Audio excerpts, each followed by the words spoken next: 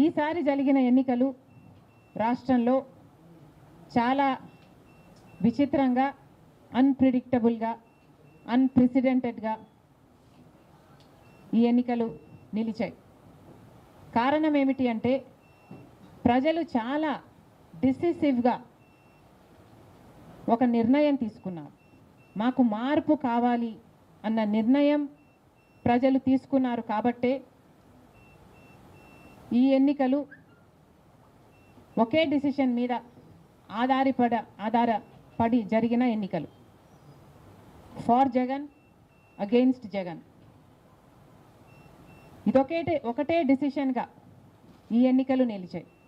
Far Jagan or against Jagan. Against Jagan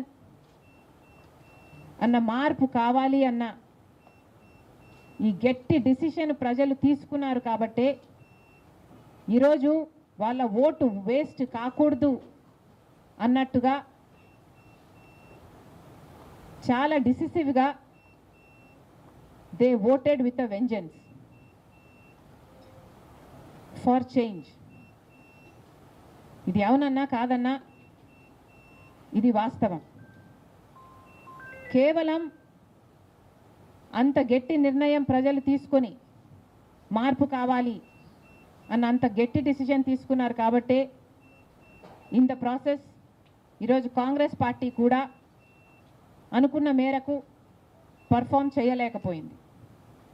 Congress party కూడా కేవలం నెల రోజుల ముందు సర్వే చేస్తే Congress party vote share between 6 to 7% ఉంది. దాన్ని మేము కష్టపడి పనిచేస్తే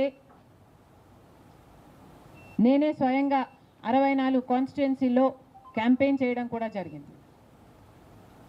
వీటన్నిటితో కనీసం 8% దాటుతుంది అని కాంగ్రెస్ పార్టీ ధీమాగా ఉంటే అది కూడా జరగలేదు. కారణం ఏమిటి అంటే ప్రజలు చాలా డిసిసివ్గా వాళ్ళ ఓటు వేస్ట్ కాకూడదు, ప్రభుత్వం ఎలాగైనా మారాలి, మేము మార్చాలి అన్న డిసిషన్ తీసుకున్నారు కాబట్టే ప్రజలు కాంగ్రెస్ పార్టీకి కూడా ఓటు వేయడానికి ఆలోచన చేయడం జరిగింది. ఏది ఏమైనా కాంగ్రెస్ పార్టీ ప్రజల గుండెల్లో స్థానం సంపాదించుకోవడం మొదలుపెట్టింది. ఇది ఇలాగే అంచెలంచెలుగా పెరుగుతూ పోతుంది. రాహుల్ గాంధీ గారి నాయకత్వంలో మేమందరం కూడా కష్టపడి పనిచేయడానికి సిద్ధంగా ఉన్నాం. అటు కేంద్రంలోనైనా ఇటు రాష్ట్రంలోనైనా కాంగ్రెస్ పార్టీకి మంచి భవిష్యత్తు ఉంటుందని 2029 కల్లా మేము ఒక మంచి పొజిషన్లోకి రాగలమని నమ్మకం మా అందరికీ ఉంది. ఈరోజు చంద్రబాబు గారు ముఖ్యమంత్రి ప్రజల తీర్పును గౌరవిస్తూ ఆయనకు మరొకసారి శుభాకాంక్షలు తెలియజేస్తుంది కాంగ్రెస్ పార్టీ. అలాగే చంద్రబాబు గారికి మరొక్కసారి గుర్తు చేస్తుంది కాంగ్రెస్ పార్టీ మన రాష్ట్రానికి రావాల్సిన ప్రత్యేక హోదా. ప్రత్యేక హోదా అన్నది ఆంధ్ర రాష్ట్ర ప్రజల ఊపిరి. 10 సంవత్సరాలుగా మోడీ గారు, బీజేపీ పార్టీ ప్రత్యేక హోదా విషయంలో ఆంధ్ర రాష్ట్రాన్ని, ఆంధ్ర ప్రజలను మోసమే చేశారు. 10 సంవత్సరాల క్రితము ఎలక్షన్లకు ముందు మోడీ గారు వచ్చినప్పుడు 10 సంవత్సరాల ప్రత్యేక హోదా ఇస్తాము అని తిరుపతిలో మాట ఇవ్వడం జరిగింది మోడీ గారు. అప్పుడు చంద్రబాబు గారు చెప్పిన మాట 10 సంవత్సరాలు సరిపోదు, 15 సంవత్సరాలు కావాలి అన్నారు అదే సభలో. కానీ 10 సంవత్సరాలు గడిచిపోయినా కూడా ఈ రోజు వరకు కూడా బీజేపీ పార్టీ ఆ మాటను నిలబెట్టుకోలేదు. కానీ ఇప్పుడు చంద్రబాబు గారు మద్దతు ఇస్తున్నారు కాబట్టే బీజేపీ పార్టీ అధికారంలో నిలబడింది. ఈ విషయం మోడీ గారు గుర్తుపెట్టుకోవాలి. ఎందుకంటే ఈరోజు ఆంధ్ర రాష్ట్ర ప్రజల ఎన్నుకున్న ఎంపీలు కనుక బీజేపీ పార్టీకి చంద్రబాబు గారు మద్దతు ఇవ్వకపోయి ఉంటే అసలు బీజేపీ పార్టీ అధికారంలో ఉండే ప్రసక్తే లేదు. ఈరోజు బీజేపీ పార్టీ అధికారంలో ఉంది అంటే దానికి కారణం ఆంధ్ర రాష్ట్ర ప్రజలు అని మోడీ ఇప్పటికైనా గమనించాలి. చంద్రబాబు గారికి మరొకసారి గుర్తు చేస్తున్నాం, చంద్రబాబు గారు బీజేపీ పార్టీతో ఎలక్షన్లకు ముందు పొత్తు పెట్టుకుంటున్నప్పుడే కాంగ్రెస్ పార్టీ పదే పదే చెప్పడం జరిగింది, ఒక్క మాటైనా తీసుకోకుండా, కండిషనల్ సపోర్ట్ అయినా మీరు ఎక్స్టెండ్ చేయకుండా, మీరు బేషరతుగా స్పెషల్ స్టేటస్ అన్న కండిషన్ పెట్టకుండానే మీరు బీజేపీ పార్టీకి ఎందుకు అలయన్స్ పెట్టుకున్నారు చంద్రబాబు గారు అని అప్పుడు ప్రశ్నించడం జరిగింది. ఇప్పుడు మళ్ళీ బీజేపీ పార్టీ చంద్రబాబు గారిని డిమాండ్ చేస్తుంది. ఇప్పుడు మళ్ళీ కాంగ్రెస్ పార్టీ చంద్రబాబు గారిని డిమాండ్ చేస్తుంది. బికాస్ మీరిచ్చిన ఎంపీల వల్ల ఆంధ్ర రాష్ట్ర ప్రజలు ఎన్నికైన ఎంపీలను మీరు బీజేపీ పార్టీకి ఇచ్చారు కాబట్టే ఈరోజు బీజేపీ పార్టీ అధికారంలో ఉంది. కాబట్టి చంద్రబాబు గారు ఈ విషయాన్ని గుర్తుపెట్టుకొని ఇప్పటికైనా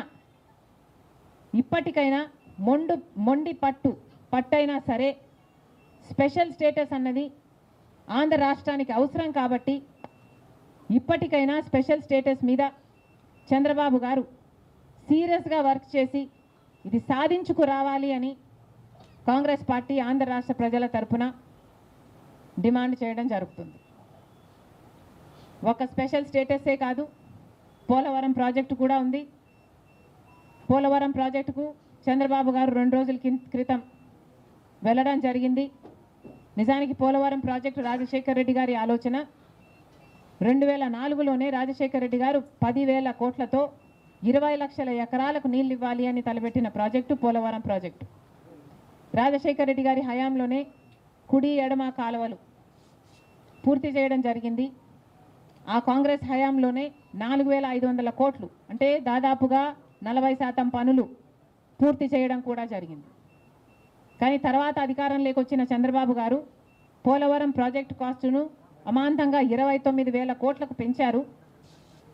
కానీ పనులు మాత్రం పూర్తయినట్టు ఎక్కడా కనిపించలేదు.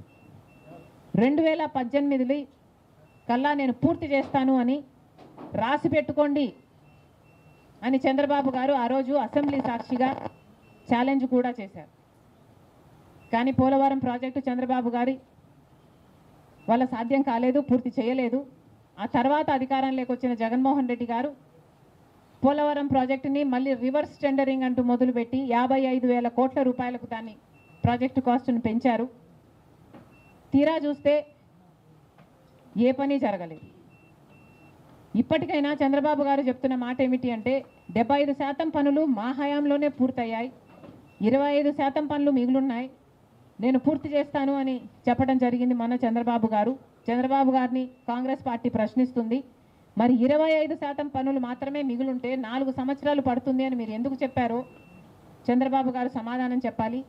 పోలవరం ప్రాజెక్టు మీద ప్రజలకు క్లారిటీ లేదు కాబట్టి పోలవరం ప్రాజెక్టు మీద ఒక వైట్ పేపర్ మీరు రిలీజ్ చేయండి. దాంట్లో అసలు పోలవరం పరిస్థితి ఏమిటి, దాని డిజైనింగ్ దగ్గర నుంచి మొదలు పెడితే అసలు దాని ప్రస్తుత పరిస్థితి ఏమిటి, మీరున్న 5 సంవత్సరాల అధికారంలో ఉన్నప్పుడు ఏం చేశారు, తర్వాత జగన్మోహన్ రెడ్డి గారు ఏం చేశారు, ఇప్పుడు ఏమి చేయాలి, ఎంత అవుతుంది, పర్మిషన్ల కథ ఏమిటి, ఎగ్జిక్యూషన్ కథ ఏమిటి, అన్నిటి మీద చంద్రబాబు గారు ఒక క్లారిటీ ఇస్తే బాగుంటుంది అని కాంగ్రెస్ పార్టీ డిమాండ్ చేస్తుంది.